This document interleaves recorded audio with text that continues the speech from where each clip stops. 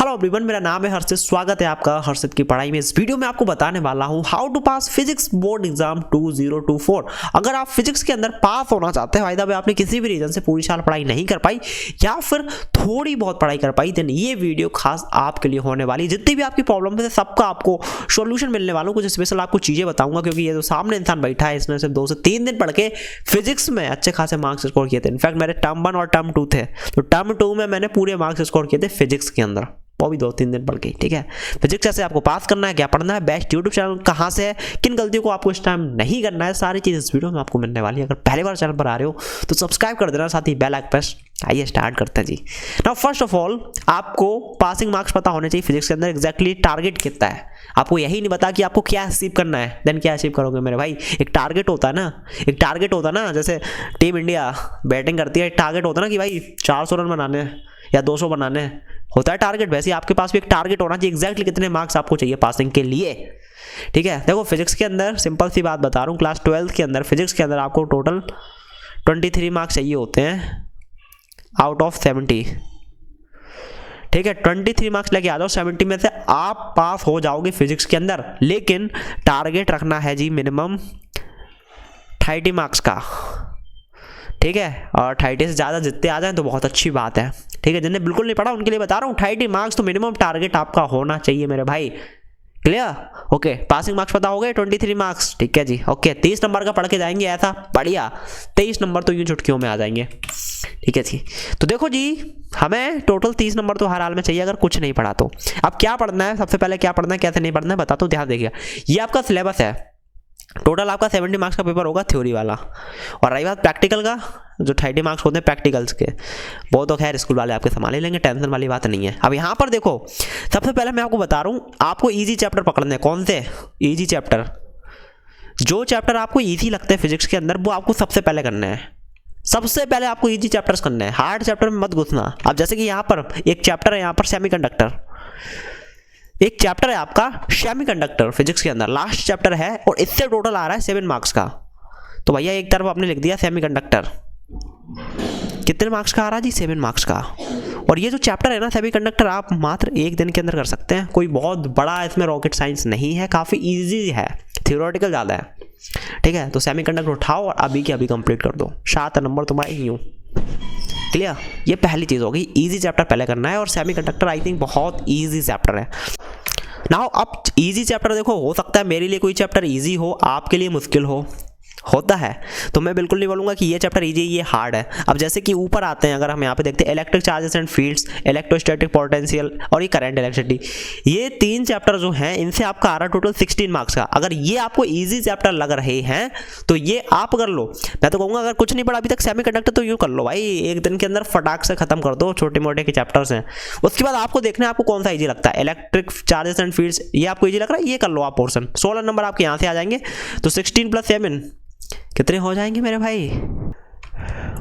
23 हो जाएंगे ना, समझ रहे हो? मतलब आपने ये पहला वाला ये जो है इलेक्ट्रोस्टैटिक्स, इसमें 3 चैप्टर है, ये कर लिया और आपने सेमीकंडक्टर कर लिया अच्छे से, यू आर पास, 23 मार्क्स चाहिए। ठीक है, बाकी और भी चैप्टर कवर करना है, ऐसा नहीं। अब जैसे कि यहाँ पर आपका इलेक्ट्रोमैग्नेटिक वेव्स, ये चैप्टर है, ये इजी चैप्टर है भाई साहब। Ray optics and optical instrument, ये चैप्टर है, और वेव ऑप्टिक्स, ये भाई साहब बड़े चैप्टर है। अगर आपने क्लास 10 के अंदर रे ऑप्टिक्स थे, जो वो डायग्राम बनाए थे, कॉनकेव मिरर, कॉन्वेक्स मिरर, फलाना टिकना, वो अगर आपको आता है थोड़ा बहुत तो मैं कहूँगा आप रे ऑप्टिक्स में घुस जाओ। ठीक है, बट ये मैं आपको बता देता हूँ, ये रे ऑप्टिक्स है, वेव ऑप्टिक्स है, इसमें भाई साहब टाइम लगेगा, लेकिन ये टोटल 18 नंबर का आ रहा है। कितने नंबर का? 18 नंबर का। तो अगर आपने ये ऑप्टिक्स निपटा दी, ठीक है, और 2 ही चैप्टर है इसमें बड़े, एक ये रे ऑप्टिक्स और एक ये वेव ऑप्टिक्स। इलेक्ट्रोमैग्नेटिक वेव तो छोटा मोटा है। ठीक है, तो अगर ये आपने निपटा दिया ना तो 18 + 7 कितने हो गए, जोड़ देना, पास तो आप आराम से हो जाओगे। उसके बाद आप यहाँ आ सकते हो, dual nature of radiation and matter, हाँ ये भी थोड़ा सा है, न्यूमेरिकल्स वगैरह हैं जो तुम्हें थोड़े से समझने पड़ेंगे, एटम्स हैं, न्यूक्लियाई है। क्लियर? तो देखो मैं इतना बोलूँगा, सेमीकंडक्टर चैप्टर पकड़ो, खत्म कर दो। उसके बाद आप देखो कि आपको कौन सा चैप्टर ईजी लग रहा है, पढ़ के देखो, जो चैप्टर आपको ईजी लग रहा है कर दो जी, कर लो जी। बाकी मैंने बता दिया सेमीकंडक्टर तो कर ही लो पहले, ठीक है। और कैसे भी करके 30 नंबर का अच्छे से तैयार करके चले जाना। बाकी ज़्यादा जितना हो जाए भगवान के पास से उतना कर लेना। बेस्ट यूट्यूब चैनल से बता रहा हूँ, स्ट्रेटजी बताऊंगा। अभिषेक साहू सर हैं, आप जा सकते हो, आपको 1 शॉट लेक्चर मिल जाएंगे, है ना। इनके मैंने अपने टाइम पे इनको फॉलो किया था टू बी ऑनेस्ट 2-3 साल पहले, ठीक है। अभिषेक साहू सर को यहाँ पर क्या है कि छोटे से छोटे और बड़े से बड़े लेक्चर मिल जाएंगे। बता देता हूँ 1 शॉट भी मिल जाएंगे प्लस डिटेल्ड लेक्चर भी मिल जाएंगे, PYQ भी मिल जाएंगे आपको, प्लस MCQ वगैरह आ रहे हैं, असेसन रीजन, बहुत सारा का सारा मटेरियल आपको फिजिक्स का अभिषेक साहू सर के चैनल पे मिल जाएगा। एक आपको अरविंद अकेडमी चैनल मिल जाता है, इस पर आपको मैथ भी मिल जाता है, ठीक है। यहाँ पे भी आपको 1 शॉट मिल जाएंगे डिटेल वाले, 1 शॉट रहते हैं लेकिन डिटेल रहते हैं। अरविंद सर है भाई बढ़िया, मैंने भी इनसे पढ़ा था मैथ वगैरह। एक चैनल और है Radhika classes, again Radhika classes है अरविंद अकेडमी, मुझे कुछ सेम लगता है इनका कॉन्सेप्ट। दोनों के दोनों मैथ भी पढ़ाते हैं, फिजिक्स भी पढ़ाते हैं। राधिका क्लास भी दे सकते हो, जाकी सौदागर फिजिक्स, है ना। यहाँ पे भी आप दे सकते हो भाई, 1 शॉट लेक्चर एकदम बढ़िया मिल जाएंगे आपको फिजिक्स के, ठीक है। प्लस आपको PYQ भी मिल जाएंगे, है ना। और जाकी सौदागर को आप जानते ही होंगे, फिजिकल एजुकेशन पढ़ाते हैं। सचिन सर फिजिक्स चैनल है ना, ये बाबा जी बोलते हैं शायद अपने आप को, इनका देख सकते हैं। या फिर एक चैनल है सुनील जांगरा फिजिक्स। जैसे केमिस्ट्री में आपने एक चैनल सुना होगा भरत पंचाल सर का, भाई उन्हीं के दूसरे भाई मान लो तुम, सुनील जांगरा फिजिक्स, बिल्कुल वैसे ही पढ़ाते हैं ये। अब तो डिजिटल बोर्ड पे पढ़ा रहे हैं, बढ़िया PDF के नोट्स दे देते हैं, हैंड रिटन्स, ठीक है। तो आप इनको भी फॉलो कर सकते हो। कोई भी एक चैनल पकड़ो इनमें से जिसका सबसे ज़्यादा समझ में आए, अच्छे से फॉलो कर लो, सारा मटेरियल आपको सभी चैनल पे मिल जाएगा। स्ट्रेटजी भाई साहब सिंपल सी है, हमेशा बोलता हूँ। सबसे पहले 1 शॉट लेक्चर देख लो जी, 1 शॉट लेक्चर देख लो, इसमें जौन सा भी टॉपिक आपको समझ में नहीं आ रहा है वो अलग से सर्च करके डिटेल में देख लो। और जब भी 1 शॉट लेक्चर देखो साथ में नोट्स जरूर बना लो, इट्स वेरी इंपॉर्टेंट।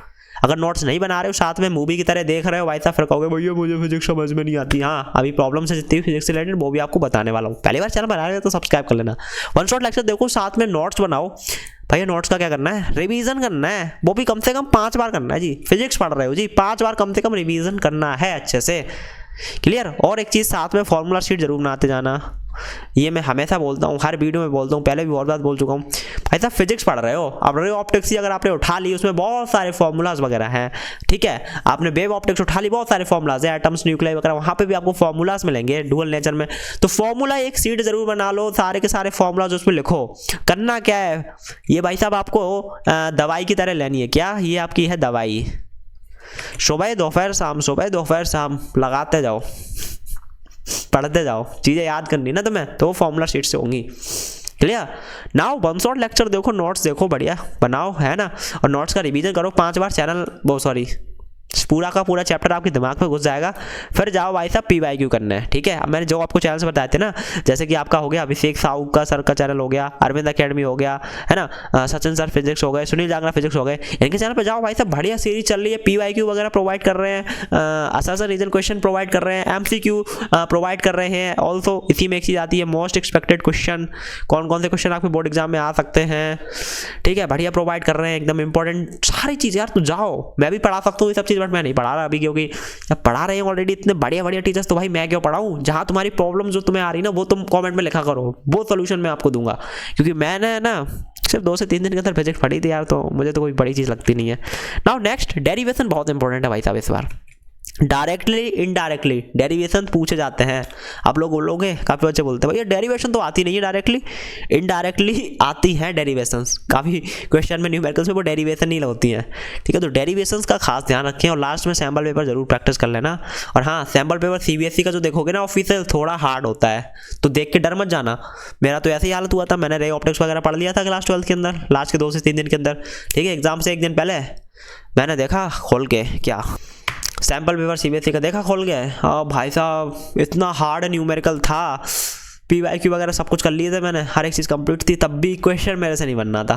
मैं तो डिमोटिवेट हो गया, मैंने कहा यार सैम्पल पेपर तो मेरा CBSE का हो ही नहीं रहा, मेरा क्या होगा, ठीक है। तो सैम्पल पेपर बाद में पता लगा थोड़ा सा हार्ड होता है, बट जब बोर्ड एग्जाम देने गया फिजिक्स का, तो सारे क्वेश्चन इतने हार्ड नहीं थे। तो सैम्पल पेपर से ज़्यादा डर मत जाना। नाउ प्रॉब्लम्स आती हैं आप लोगों को काफ़ी सारी, भैया फिजिक्स समझ में नहीं आती है, तो भाई साहब बहुत सारे बच्चों का दिक्कत है, फिजिक्स इज़ वेरी हार्ड। तो भाई साहब यस, फिजिक्स इज हार्ड, आपको समझ में नहीं आती, मुझे भी नहीं आती थी, किसी को नहीं आती थी। मैं अपना बता रहा हूँ, मुझे पूरी साल फिजिक्स समझ में नहीं आई थी। लास्ट के 2 से 3 दिन बचे थे ना तब एग्जाम के, तब पूरी फिजिक्स अच्छे से समझ में आ रही थी, क्योंकि फिर दिमाग में एक ही चीज़ था, आप फिजिक्स नहीं पढ़ा तो पक्का फेल हो जाएंगे, फेल हो जाएंगे तो अगली साल दोबारा देना पड़ेगा, और जो कि कंडीशन में बिल्कुल नहीं चाहता। क्लियर। सो समझ में नहीं आती मेरे भाई। जब डर लगेगा ना, जब तुम एक चीज़ ठान लोगे दिमाग में कि हाँ मेरे को फिजिक्स करनी है, मतलब करनी ही करनी है, दुनिया की कोई ताकत नहीं रोक सकती है, तो समझ में आएगी। और एक बार में किसी को समझ में नहीं आती। अभी कोई चीज़ पढ़ी तुमने फिजिक्स में, तुम सोच रहे हो मेरे को समझ में आ जाएगी तुरंत, मेरे भाई नहीं आएगी, नहीं आएगी, किसी को नहीं आती। बार बार पढ़ना पड़ेगा, रिवीजन करना पड़ेगा 5 बार, तब फिजिक्स समझ में आएगी। ठीक है। अभी मैं रिसेंटली वहाँ पे पीछे बैठ के पढ़ रहा था, ठीक है, तो न्यूमेरिकल्स वगैरह काफ़ी नेक्स्ट लेवल कर रहा था मैं, केमिस्ट्री वगैरह के। इतने सारी नई चीज़ें आई उसमें, मुझे समझ में नहीं आई, टू बी ऑनेस्ट अभी भी नहीं आई, बट मैंने नोट्स वगैरह बना ली। अभी मैं रिवीजन करूंगा बार बार, तो मुझे भी समझ में आ जाएंगी सारी चीज़। तो भैया मेंटालिटी चेंज करो कि एक बार में किसी को समझ में नहीं आती, चाहे वो टॉपर हो, चाहे मैं हूँ, या कोई भी हो। इनफैक्ट जो तुम टीचर्स जिनसे पढ़ते हो ना फिजिक्स, जब वो स्टूडेंट है ना, तब उनको भी नहीं आते थे समझ में बट अब क्या है, वो पढ़ा रहे हैं, बार बार प्रैक्टिस होगी उनकी। दूसरा चीज़ आता है भैया, न्यूमेरिकल सॉल्व नहीं होते हैं। देखो जी, न्यूमेरिकल सॉल्व करने के लिए सबसे पहली चीज़ तो मैं बोलूँगा कॉन्सेप्ट क्लियर होने चाहिए तुम्हारे, और दूसरे जो फॉर्मूलाज हैं वो तुम्हें रटे होने चाहिए। ये 2 चीज़ें बहुत इंपॉर्टेंट है। और तीसरा बेसिक्स होते हैं।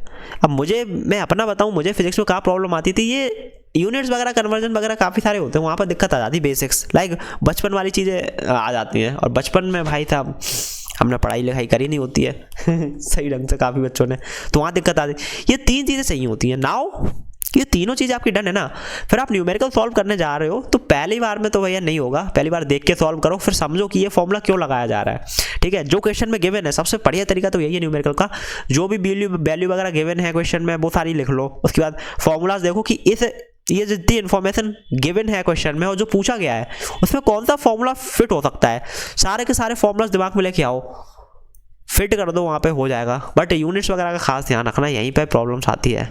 ठीक है। और काफ़ी सारे बच्चे मेरे को व्हाट्सएप में मैसेज मिलते हैं, भाई टाइम बहुत कम है, फिजिक्स कैसे पढ़ूँ, क्या अभी भी मैं अच्छे मार्क्स लेके आ सकता हूँ। तो यस मेरे भाई, सारा मेंटलिटी का ख्याल है। अगर तुमने ठान लिया कि हाँ अभी से पढ़ के मैं पूरे मार्क्स लेके आऊँगा फिजिक्स में, भाई साहब मैं बोलूँगा आप लेके आ सकते हो, क्योंकि आज के टाइम पे आपके पास इंटरनेट है, इतने बढ़िया टीचर्स हैं, बंसॉट लेक्चर्स हैं, किस चीज़ की कमी है मेरे भाई। ये सब चीज़ें पहले लोगों के पास नहीं हुआ करती थी, आज के टाइम पे हर एक चीज़ है आपके पास। ठीक है, इसीलिए मैं तो थैंक्स बोलता हूँ इंटरनेट को, इतने बढ़िया टीचर्स हैं जो यूट्यूब पर 1 शॉट लेक्चर बढ़िया प्रोवाइड किए। वरना मैं सच बता रहा, मैं क्लास 12 के अंदर फेल होता फिजिक्स के अंदर, अगर इंटरनेट ना होता, यूट्यूब ना होता और ये टीचर ना होते। तो ये तुम मान के चलो तुम्हारे पास वरदान है। अभिषेक साहू सर चैनल, मतलब अभिषेक साहू सर चैनल, क्या बोल रहा हूँ मैं, अभिषेक साहू सर हैं यूट्यूब पर, अरविंद क्लासेस ये चैनल है यूट्यूब पर, अरविंद सर हैं, राधिका क्लासेस है, ठीक है, सचिन जागरा सर, वही नाम है, क्या नाम है उनका, है ना, वो सब है। तो भाई वरदान है तुम्हारे लिए यार, अमृत है ये चीज़ तुम्हारे लिए। ठीक है, तो तुम कुछ भी कर सकते हो मेरे भाई, विश्वास रखो खुद पे और पढ़ना स्टार्ट करो। प्रॉब्लम इज दैट पढ़ते नहीं है, फिर डिप्रेशन आता है, टाइम बहुत हो गया, मुझे तो कुछ समझ में नहीं आ रहा। और कुछ समझ में नहीं आता लोग पढ़ाई छोड़ देते तुरंत। भाई समझ में नहीं आ रहा है तब भी लगे रहो। मैं बोल रहा हूँ जो चीज़ समझ में नहीं आ रही, हर एक चीज़ समझ में आएगी। एक बार में किसी को समझ में नहीं आती। मैं पढ़ता हूँ ना, अभी भी काफ़ी सारी चीज़ें मुझे समझ में नहीं आती एक बार में, बट मैं क्या कहता हूँ भाई, जब तक समझ में नहीं आएगी ना मैं छोड़ूंगा नहीं। मैं बार बार रिवाइज करता हूँ, प्रैक्टिस करता हूँ, अलग अलग वीडियोज़ वगैरह देखता हूँ, अलग अलग टीचर्स पढ़ने की कोशिश करता हूँ, वही कॉन्सेप्ट भाई साहब समझ में आ जाता है फिर। और आप लोग क्या करते हो, समझ में नहीं आया छोड़ दिया, फिजिक्स हार्ड है भाई साहब, जब तक समझ में नहीं आएगा तब तक छोड़ेंगे नहीं। ठीक है, मेंटलिटी चेंज करो भाई, स्ट्रांग बनो और फोकस्ड रहो पढ़ाई पे। जैसी थोड़ी सी प्रॉब्लम आई रील्स में घुस जाते हैं, होता है कि नहीं। छोड़ो यार, अब कल से पढ़ेंगे। मुझे तो नींद आने लगी यार, न्यूमेरिकल सॉल्व नहीं हुआ।